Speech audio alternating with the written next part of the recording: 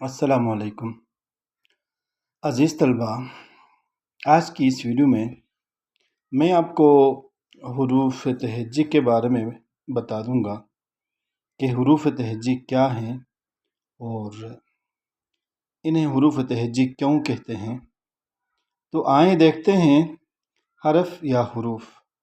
جب ہم کسی سے بات کرتے ہیں تو ہمارے منہ سے مختلف قسم کی آوازیں نکلتی ہیں۔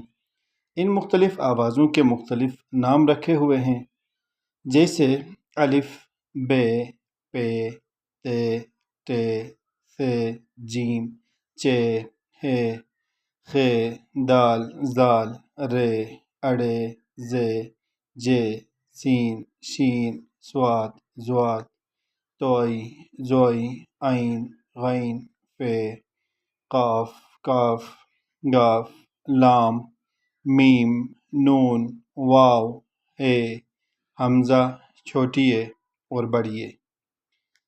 آوازوں کے ان ناموں کو حروف تہجی کہتے ہیں۔ اردو زبان میں ان حروف کی تعداد 52 ہے۔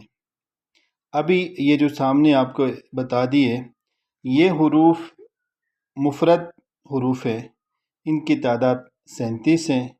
کچھ باری آواز والے جن کو مرکب حروف بھی کہتے ہیں، ان کو ملا کے ٹوٹل ان کی تعداد 52 بنتی ہے۔ اردو میں عربی زبان کے 28 حروف شامل ہیں، جن میں کچھ شمسی حروف اور کچھ قمری حروف ہیں۔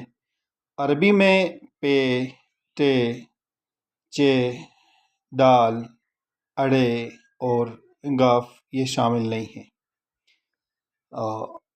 ان حروف سے الفاظ بنتے ہیں۔ اگلی ویڈیو میں انشاءاللہ آپ کو ان حروف سے لفظ یا الفاظ بنتے ہیں، اس کے بارے میں تفصیل سے بتا دوں گا۔ امید ہے یہ ویڈیو آپ کو پسند آ گئی ہوگی۔